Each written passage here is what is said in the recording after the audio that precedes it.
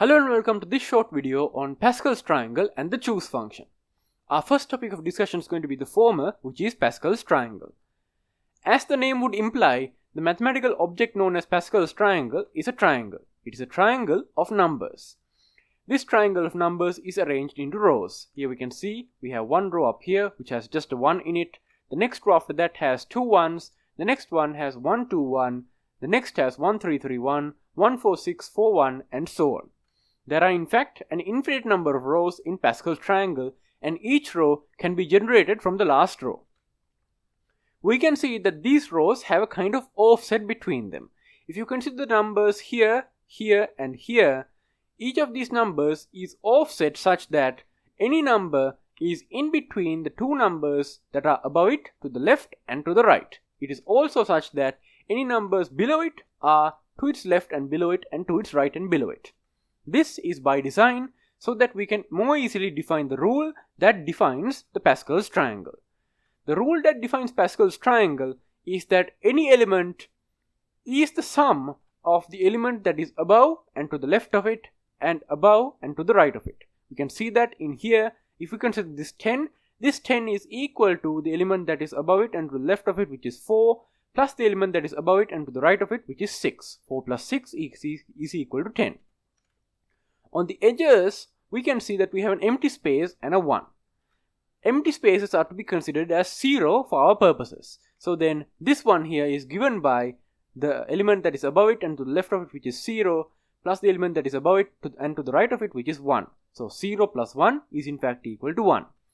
From this we can see that the edges of this triangle are always going to be 1, since any edge of the triangle is going to have an empty space to the top and left of it, or an empty space to the top and right of it, and a 1 to the other side. From that we can see that along this line and along this line, we're always going to have a 1 on the edge. Now, before we discuss further, let's establish some indexing variables that we can use to more easily talk about Pascal's triangle. The first indexing variable we're going to introduce is going to be n. N is going to be a number that defines the row that we're on currently. For this purpose, I'm going to select n equals 0 to be correspondent to the topmost row. The next row after that is going to be n equals 1. The next row after that is going to be n equals 2, and then n equals 3, and so on downward. From this, we've now established an index that we can use to compare with all the different rows of the Pascal's triangle, and also with this we can see an interesting pattern. The row corresponding to n equals 0 has one element in it, a single 1. The row below it, corresponding to n equals 1, has two variables, has two values, 1 and 1. N equals 2 has three values, 1, 2 and 1. N equals 3 has four values, 1, 3, 3 and 1. So therefore from this we can see the pattern that the nth row has n plus 1 total elements.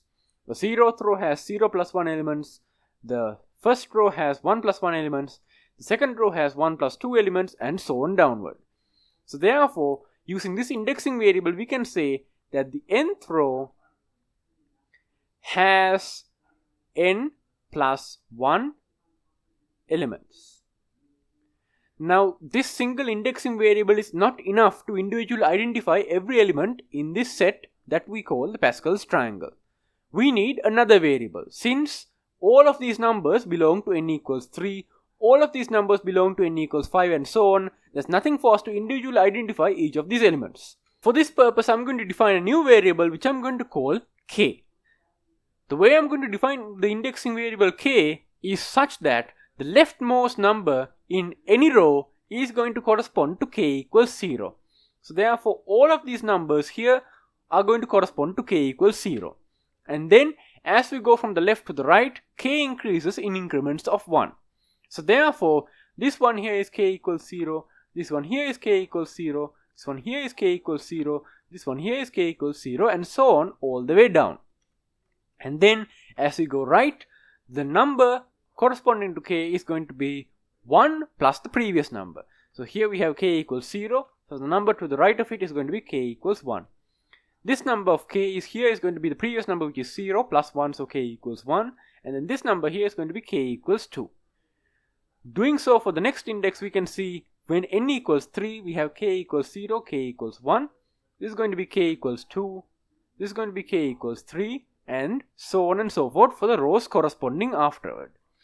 We can see from this that k is starting from 0 and k ends at the value of n. When n is equal to 0, we can see that it ends at k equals 0. When n is equal to 1, we can see that k ends at k equals 1. When n is equal to 3, we can see that k ends at k equals 3. Therefore, using this indexing variable k, which starts at 0 at the leftmost number and increases by 1 as we go rightward, we can see that k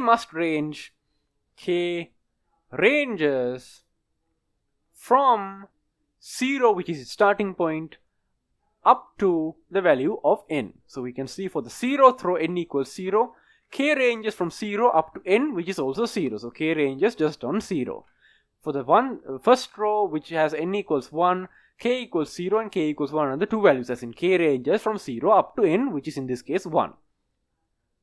For the row n equals 6 here, we would have k equals 0, k equals 1, k equals 2, k equals 3, k equals 4, k equals 5, and k equals 6. Therefore, we now have a complete indexing system that we can use to identify any individual element within this triangle. Using this, we can also define a different way to write down our rule for our indexing variables. Specifically, the rule that states that any element within the triangle is equal to the sum of the element that is above it and to the left, and above it and to the right of it. For this purpose, let's define a function f that takes two inputs, n and k. For these values n and k, the function f will provide the corresponding element of Pascal's triangle.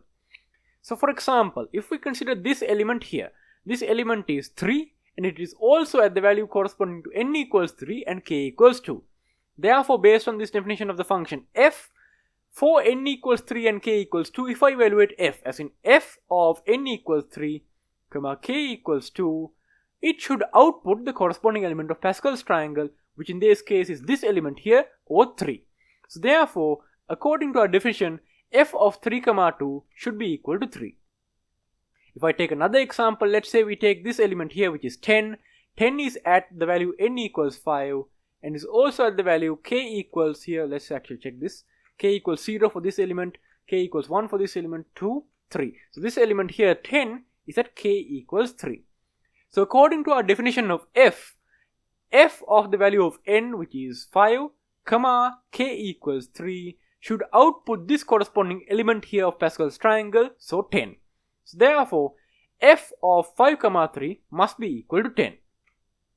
Given this definition of this function f of n, k, we can now redefine our addition formula for Pascal's triangle. It says that any element, let's say this element here, is equal to the sum of the element above it and to the left of it, and the element above it and to the right of it. As in this element here 2 and this element here 1.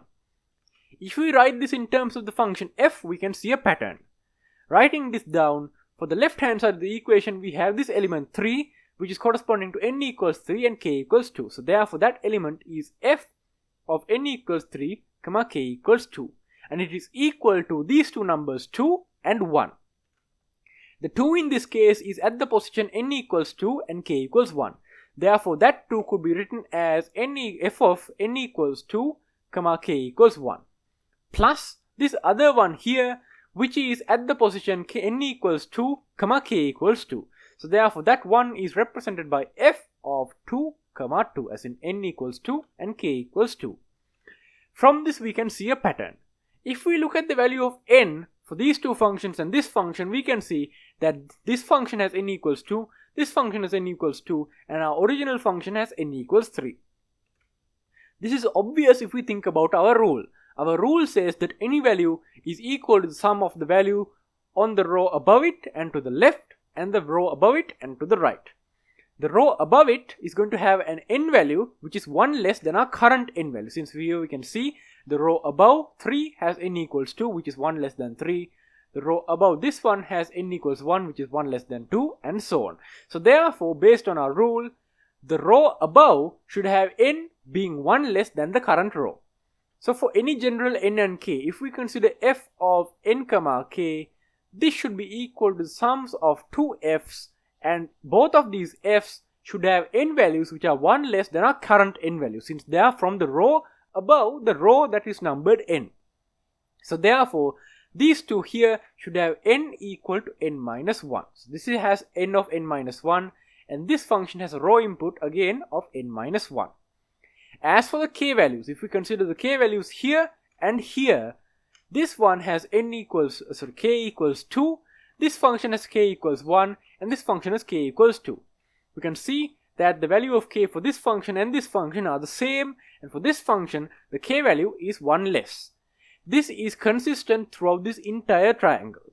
Due to this, we can say that if this function has value of k, then this function should have a value which is 1 less than that based on this relationship. Therefore, the k value for this function is k minus 1. As for this function's k value should be the same as our original function. Therefore, for a general formula, this function will have its value of k also being equal to the original function's value of k. Writing this down as a general rule, I'm going to erase this scratch work we have down here and write this as a general rule, saying that given this function f, for any element of Pascal's triangle f of n comma k, it is going to be equal to the sum of f of n minus 1 comma k minus 1 and f of n minus 1 comma k. Now it should be noted that even though we defined nth row to have n plus 1 element, and the nth row is going to be having some integer value, as in n is an element of the integers, since here we have 0, 1, 2, 3, positive integers including 0 like 0, 1, 2, 3 and so on, and k is going from 0 up to n, as in k is also from the same set 0, 1, 2, 3 and so on.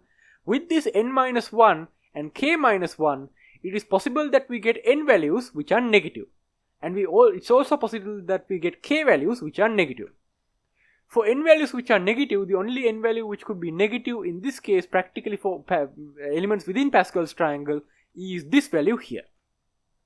This n value with n being negative is corresponding to the row above the row n equals 0, in which case it defaults to having a value 0. As for the case being outside of the range from 0 up to n, we can explain that away by considering this triangle here.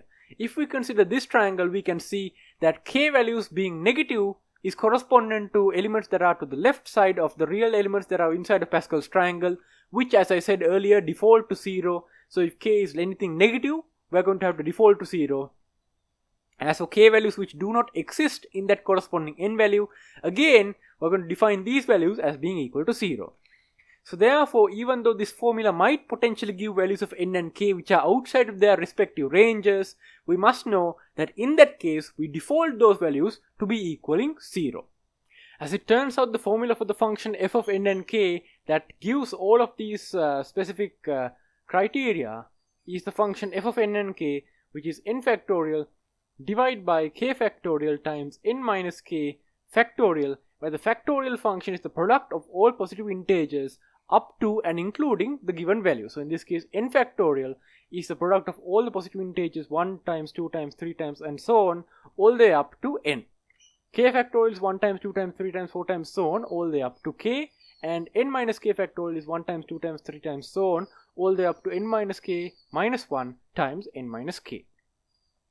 So what we're going to do next is to think of the Pascal's triangles in a different light, and using that derive this formula for f of n comma k.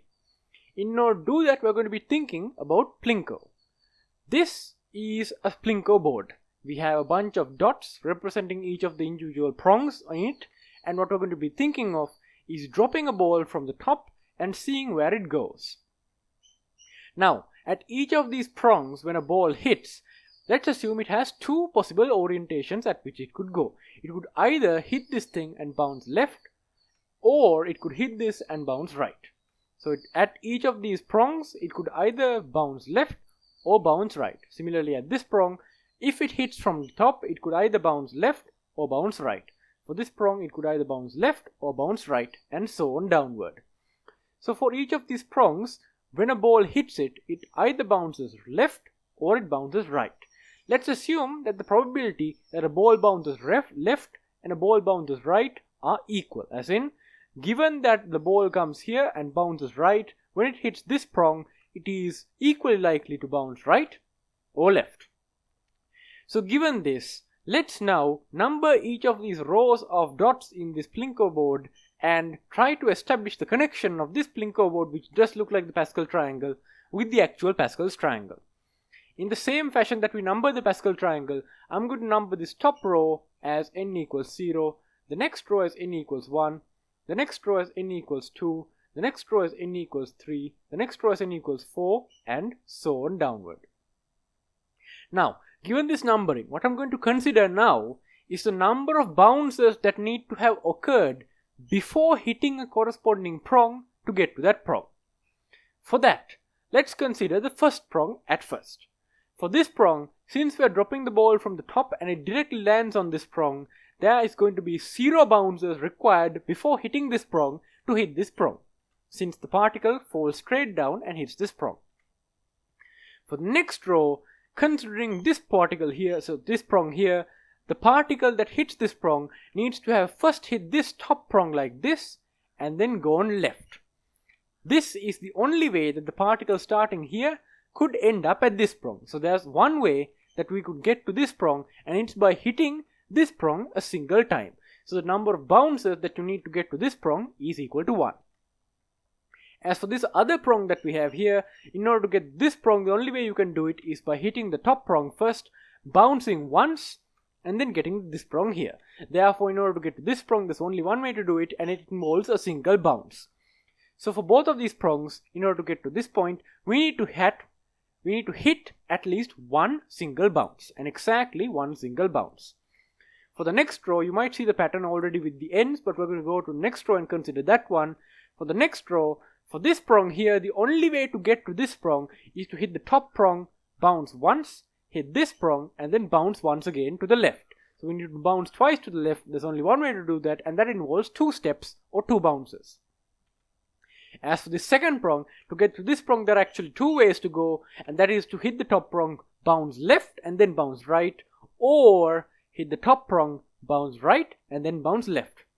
In both of those cases, we need 2 bounces to get to this prong, and because of that, we can see the total number of bounces to get to this prong is equal to 2.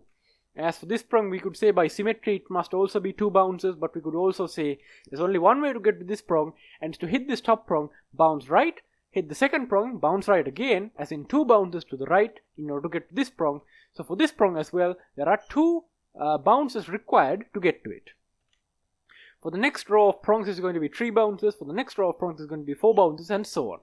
From this we can see, in order to get to any nth row, you need to have done n prior bounces in order to get there. So we can see, to get to the nth row, you need n bounces. And we can also see at each of those bounces, you need to either go left or right. What we're going to do next is consider the total number of rightward and leftward bounces that you need to get to each individual Plinko prong, and using that we're going to establish the connection between this Plinko setup and our original Pascal's triangle. So next, considering the number of rightward shifts and leftward shifts, let's suppose that the number of rightward shifts is given by a certain variable which I'm going to call k. You might see the connection, but for now we'll just say number of r's equals k. So if we have to go 1 time to the right, then the total number of r's is 1, and therefore k is equal to 1. Given this, considering the topmost prong, to get to this topmost prong, we need to go to the right precisely 0 times. We also need to go to the left precisely 0 times, since we are falling directly onto this prong. So therefore for this prong, k is equal to 0. You can write that from we'll write it below the prong like this, k equals 0. For this prong, to get to this prong, you need to bounce once, and for that 1 time, n equals 1, you need to bounce left. So therefore, at this thing, you bounce right 0 times, you bounce left 1 times, and k is equal to 0 here, since the number of rights you take is equal to 0. For this prong here, in order to get to this prong, you need to bounce exactly once. Doing so, you need to bounce to the right side. Therefore, to get to this prong, k is equal to 1, since the number of rights you need to take is equal to 1. So here we can write k equals 1. For this prong, you need to bounce left twice, as in exactly 2 bounces, both of which are left, So here there's 0 right bounces, so k is equal to 0. For this prong, it's slightly more complicated since there's multiple ways you could get there, but as we'll see, the number of right shifts and left shifts in each of those individual ways are constant. To get to this prong, you could either go left first and then right for a total of 2 bounces, where one of the bounces is right, or you could take that rightward bounce first, as in right, and then take a leftward bounce. So in both of these cases, the total number of rights and total number of lefts are the same. You need to go left once at least, and exactly once, and right exactly once. For the other path, you need to go right exactly once, left exactly once. So for both of these cases, you need to go to the right exactly once. So k is equal to 1. As for this dot here, to get to this dot, you need to go to the right exactly twice, as in exactly twice, total operations, no times due to go left, you go right exactly twice. So k is equal to 2. You might be seeing the pattern, but we'll do one more. For these set, for this one, you need to go to the left exactly 3 times in total. So here, rightward is 0, leftward is 3, so we have k equals 0. As for this dot, there are 3 total ways you could get here. You could either go left twice, ending up at this dot here, and then go right. So in that case, r is equal to 1, so that means k is equal to 1. For the other 2 cases, you could either end up at this dot here by going left and then right, in which case you end left, or you could end up at this dot here by going right and then left again. In all 3 of those cases, you go right exactly once, so k is equal to 1. For the next k is equal to 2, and for the next k is equal to 3. We can already see that the indexing variables of n and k follow the same pattern that we had in Pascal's triangle. As for these rights and left, we can see that the total number of k's that you need to get into any row n is ranging from 0 up to that value, which is n. So k is equal to n in this case. Let's now shift our attention towards the number of different ways that you could get to each of these prongs. If we consider the topmost prong, there is a single way that you could get to this topmost prong, and that's the default way of falling straight down. So therefore, the number of ways you can get to this prong is 1. As for this prong, as we discussed earlier, you can only get to there in one way by going left from the topmost prong. For the right prong, here, there's only one way to get there, and that's hitting the top prong and going right. So there's one way to get here. For this prong, as we discussed, there's one way. For this prong also there's one way. But for this prong, there's actually 2 ways. You could either get to this prong and then go right, or you could get to this prong and then go left. What we're going to do now is observe the number of ways to get to each of these prongs, and observe that this also follows that rule that we had earlier, where any individual value is the sum of the value above it and to the left, and above it and to the right. Considering the different ways to get to any of these prongs, let's say this prong here. To get to this prong, you need to either fall rightward from this prong or fall leftward from this prong. So there's only 2 different ways that you could get to this prong from any of the prongs above it. But considering this prong, the number of ways that you could get to this prong is 1. So the number of ways that you could get to this prong from this prong is the number of ways that you could get to this prong times 1. Since there's only one way, the rightward way, to get from this prong to the prong we're interested in. As for this other prong, there's only one way to get from this prong to the prong we're interested in, and that's to go left from that prong. But as for getting to that prong, there's 2 different ways, the ways that we had previously. So to get to this prong from the top is you can either get to this prong by doing this and then go right, or you could get this prong by doing this and then go left, or by doing this and then going left. From this we can see that the total number of ways to get to any prong that we're interested in is the total number of ways that we could get to the prong that's above it and to the left and then go right, plus the total number of ways that we could get to the prong that's above it and to the right and then go left. So therefore we can see in this case, again we find that same emergent property where the value that the number of ways that we could get to any individual prong, or the value of that prong, is equal to the sum of the 2 values that are above and to the left and above and to the right of that corresponding prong.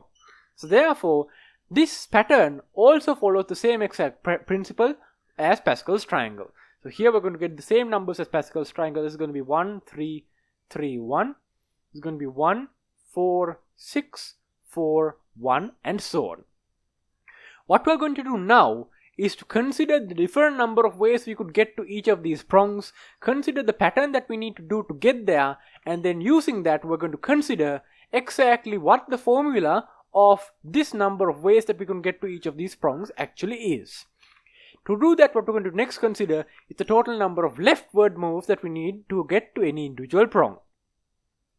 Since we know that the total number of bounces is given by n, and the total number of rightward bounces is subjected as k, we can see that if the total number of bumps is equal to n, the number of leftward bumps L's is equal to that total number of bumps n minus the number of those bumps that are rightward bumps, which is k.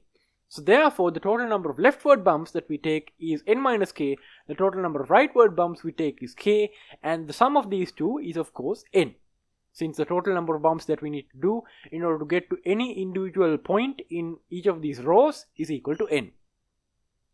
Now then, if we consider a single arrangement that we need to do in order to get to one of these points, let's take this point as our example point to consider that. To get to this point, we can see that this point has a k equal to 1, since this previous point is k equals 0 and this point is k equals 1, meaning that the sequence of moves that we need to make in order to get to this point is going to have a single rightward bounce in it, since the number of r's is equal to k, which is in this case 1. So somehow, in the different ways that we could bump in order to get to this individual point, there needs to be one single rightward bump in it. As for the number of leftward bumps, since we are on n equals 4 and the number of leftward bumps is n minus k, since the number of rightward bumps is 1, as in k is 1, the number of leftward bumps needs to be 4 minus 1 or 3. Therefore, in order to get to this point, we need to do 3 leftward bumps and 1 rightward bump. So considering that in order to get to this particular point here, we need to do 3 leftward operations L, L and L and a single rightward operation R. What changes in between the 4 different ways that we could do this is the order of these L's and R's. In order to consider total different arrangements, what we're going to do is first assume that each of these leftward operations and rightward operations is unique from the rest. As in, this L is unique, which is L1. I'm going to label them L1, L2 and L3 such that they're unique from each other. As for this rightward operation, since there's only one, it's unique by itself, but I'm going to label it as R1 such that it's now unique. So given this, what we need to do is to arrange these in different orders, and each of those orders will correspond to a different way to get to this particular point. So we need to jumble these into some particular order, and that particular order will be one of the possible arrangements, one of the 4 possible arrangements that we could use to get to this particular point. Considering scrambling them, we need to in the end have 4 total arrangements, and for each of them we need to have 4 total operations that we do in order. So let's make 4 boxes where each of these boxes represents the order of operations that we do. The first box is the first operation we do, the second box is the second operation we do, the third box is the third operation, and the fourth box is the fourth operation. Now then, considering this, for the first box out of our set of operations, we have 4 total choices that we could do. The first box could either be L1, L2, L3 or R1. So for the first box we have 4 total choices. But if we choose one of the options, let's say L1 to be in the first box, then L1 can no longer be in any of the other 3 boxes. So for the next box, if we consider the total number of choices we have, once one of them is already chosen, there's one less number of choices. So in this case, for 4 choices, there will now only be 3 choices, L2, L3 and R1, that we could choose for the second box. Suppose for the second box we put L3, then that choice is now gone for the next 2 boxes rather. So for these 2 boxes, we only have the choices L2 and R1. So in total, the total number of choices for this box is 1 less than the previous box's choices, which is now 2. Let's suppose that for this box we choose R1. Therefore, for the last box, the choice of R1 is no longer possible.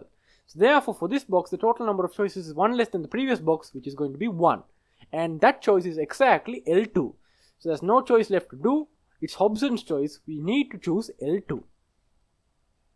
So now at this point, if we consider the total number of choices that we could have had, for the first box we had 4 choices, and for each of those 4 choices for the second box we had 3 choices.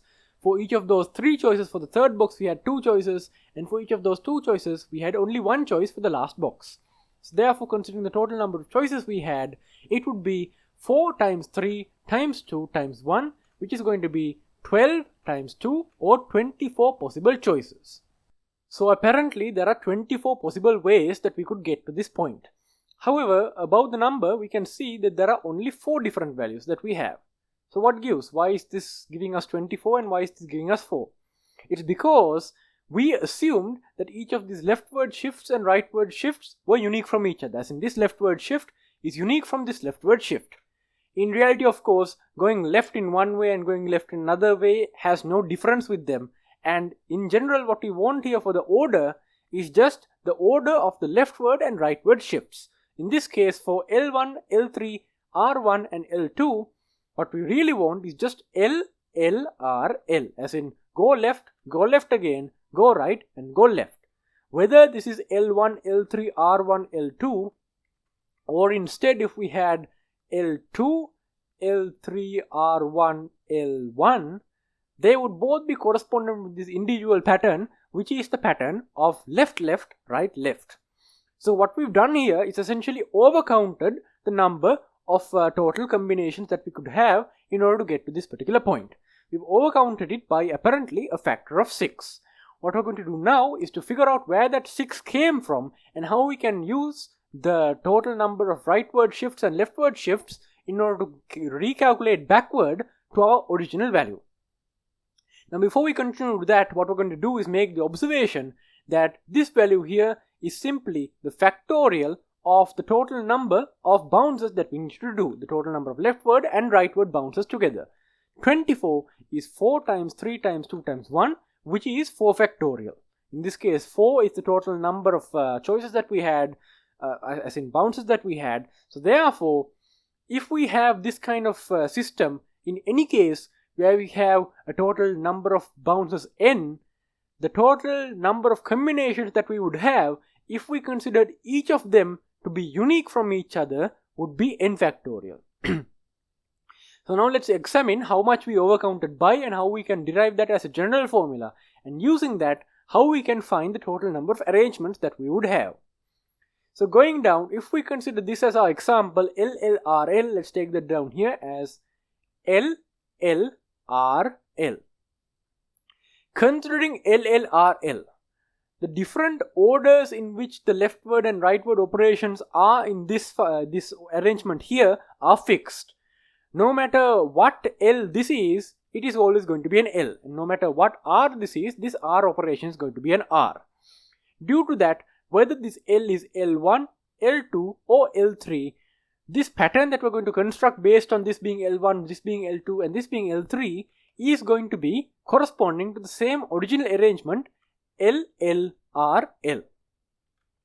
So therefore, we could think of this as another combination similar to our original boxing of these. However, in this combination, we are not allowing this to be anything other than a leftward shift and this to be anything other than a rightward shift.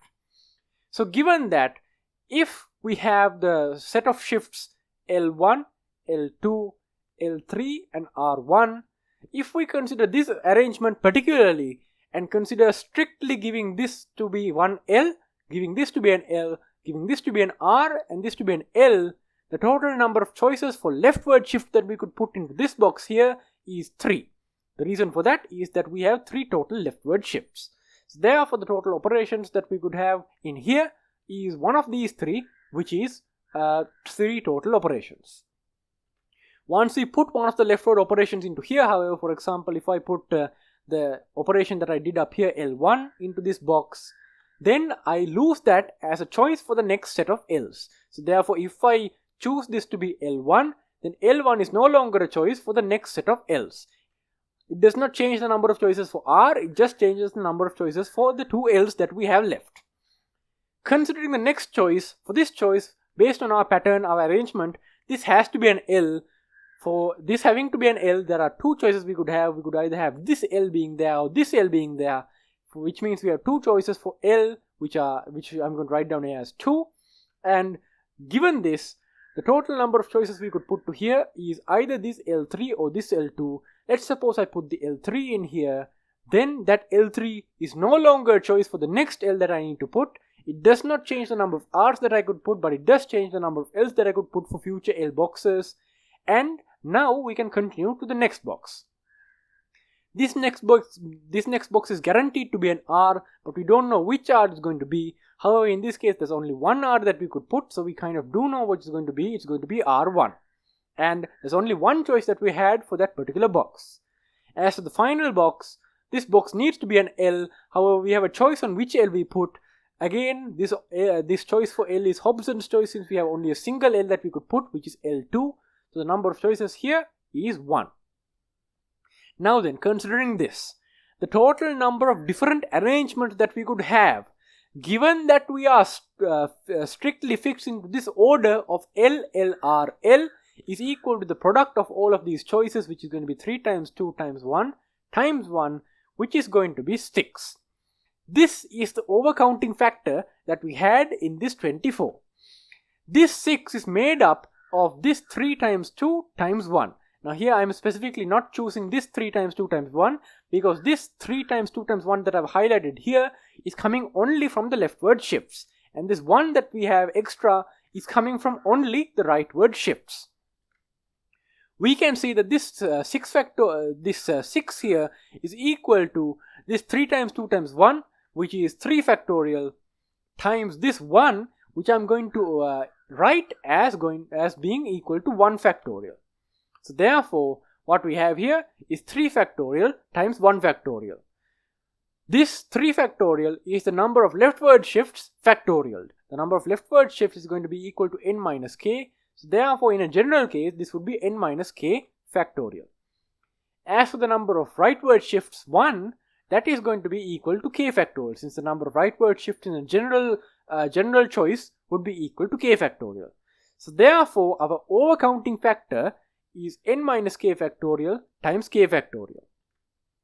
Therefore, if we consider the total number of arrangements 4 and the total number of overcountings we've done n factorial and the overcounting factor, which is n minus k factorial times k factorial, it becomes clear that for any of these choices, we could do it for this particular choice or any general choice, for any general choice f of n comma k, we can say that f of n comma k would be equal to the total number of overcounted arrangements, which is going to be n factorial, divided by the overcounting factor, which was k factorial times n minus k factorial. This function here is exactly the function we've been looking for. It is the function that, when substituted n and k, will give you the corresponding element in Pascal's triangle. This function, however, is not known as Pascal's function or something. It's instead commonly known as the choose function.